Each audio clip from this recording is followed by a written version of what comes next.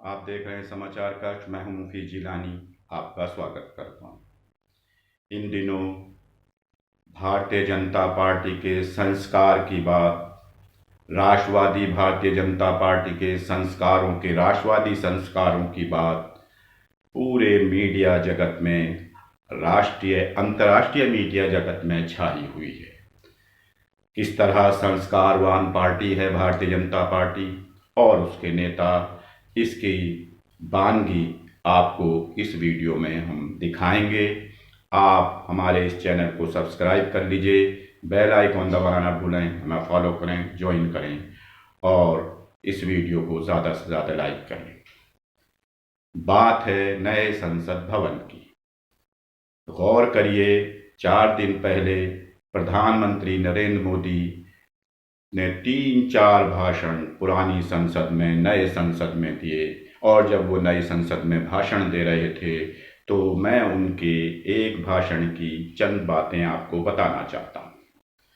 उन्होंने कहा कि ये नई जगह है, नई ऊर्जा के साथ हम लोगों को काम करना है, नई संसद है ये, और इसमें देखा जाएगा कि कैसा हम व्यवहार है, कैसा आचरण है।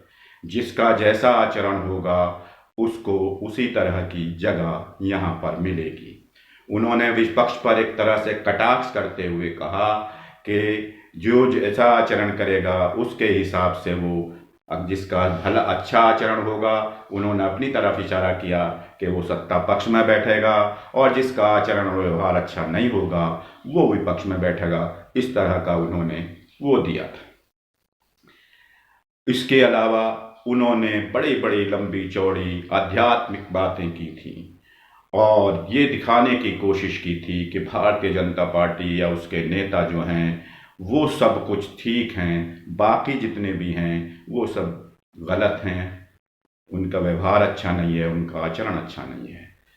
2 दिन बाद ही, 72 घंटे भी उनके इस बात को नहीं गुजरे थे कि उन्हीं के चहीते, उन्हीं के पद चिन्हों पर चलने वाले, उन्हीं की उस शाखा से निकले वाले, जिस शाखा के वो प्रचारक रहे हैं, आरएसएस, उसी के स्वयंसेवक रहे, उसी की विद्यार्थी परिषद के सक्रिय नेता रहे, 2 बार के दक्षिणी दिल्ली के सांसद हैं रमेश विधूड़ी जी। उन्होंने प्रधानमंत्री नरेंद्र मोदी की सारी इच्छाओं को पूरा करते हुए बहुजन समाज पार्टी के सांसद कुंवर दानिश अली के बारे में जो शब्द कहे,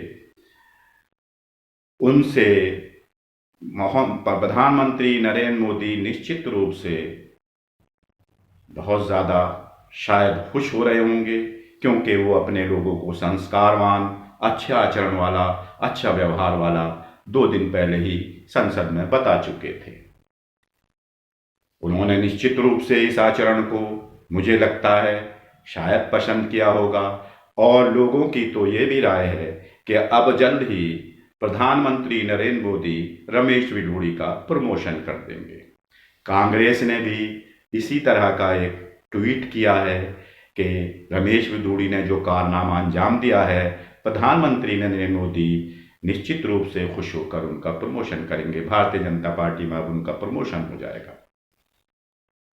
ये लोकतंत्र के मंदिर में मदर ऑफ डेमोक्रेसी की दुहाई देने वाले प्रधानमंत्री नरेंद्र मोदी के चहीते सांसद रमेश विधूड़ी ने जो कारनामा अंजाम दिया है लोकसभा में, चंद्रयान की सफलता पर हो रही चर्चा के दौरान जिस तरह दानिश अली को भड़वा, कटवा, आतंकवादी, उग्रवादी, ओ मुल्ले आतंकवादी, ओ मुल्ले तुझे अब मैं बाहर देखूंगा, ए मुल्ले तुझे अब मैं बोलने नहीं दूंगा, ये मुल्ला आतंकवादी है, इन सब उपमाओं से, इन सब विशेषणों से जब नवाज रहे थे तो उस समय भारतीय जनता पार्टी के 2 और संस्कारवान पूर्व केंद्रीय मंत्री डॉक्टर हर्षवर्धन शर्मा बताते हैं वो, और माननीय रविशंकर प्रसाद खिलखिलाकर हंस रहे थे।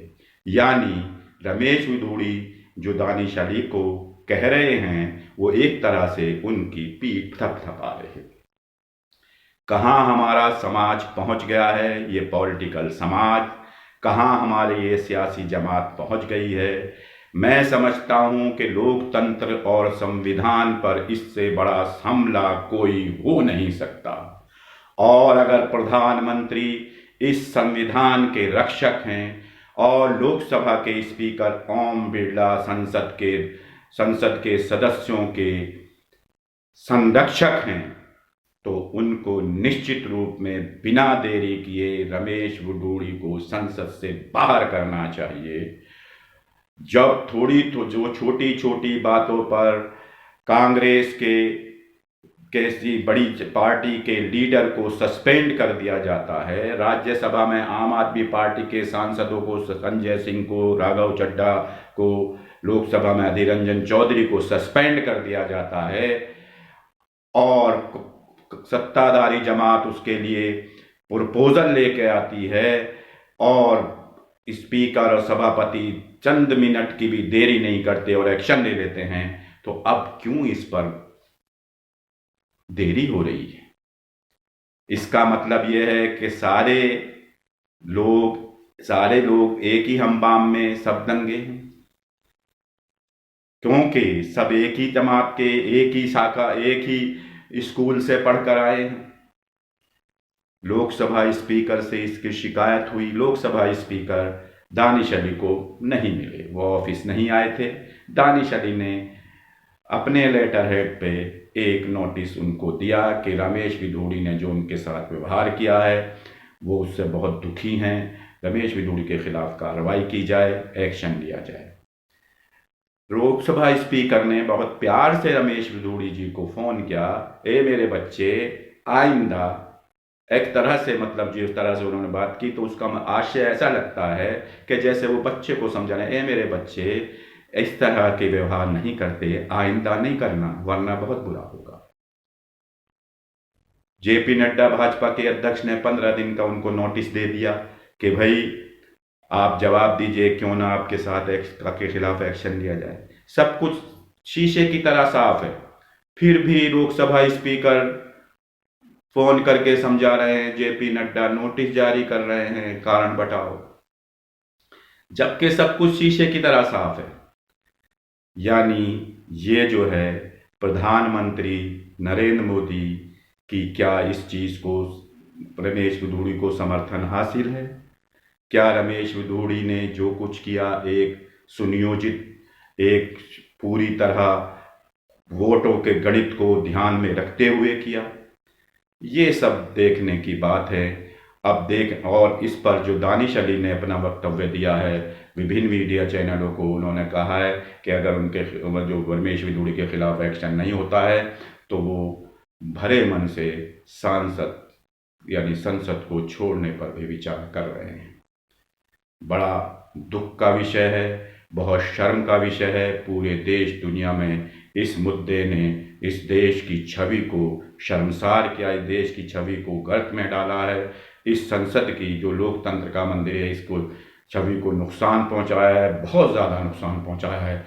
लोकसभा स्पीकर को इस बार ध्यान देना चाहिए, इस तरफ ज़रूर ध्यान देना चाहिए। और अगर वह ऐसा नहीं करते हैं, रमेश बिधूड़ी के खिलाफ एक्शन नहीं लेते हैं, तो निश्चित रूप से ये माना जाएगा कि सत्ता पक्ष के लोगों के लिए अलग नियम और कानून हैं और विपक्ष के लोगों के लिए अलग नियम और कानून हैं। मैं मुफीज जिलानी आपसे इजाज़त चाहता हूँ। आप इस वीडियो को पूरी तरह देखिए, हर चीज़ का अवलोकन करिए और सोचिए समझिए, अपने कमेंट बॉक्स में ज़रूर लिखिए। मैं मुफीज जिलानी आपसे फिर एक बार इजाज़त चाहता हूँ इस रिक्वेस्ट के साथ कि आप हमारे इस चैनल को ज़्यादा सब्सक्राइब करें, बेल आइकन दबाना ना भूलें, हमें फॉलो करें, ज्वाइन करें। शुक्रिया।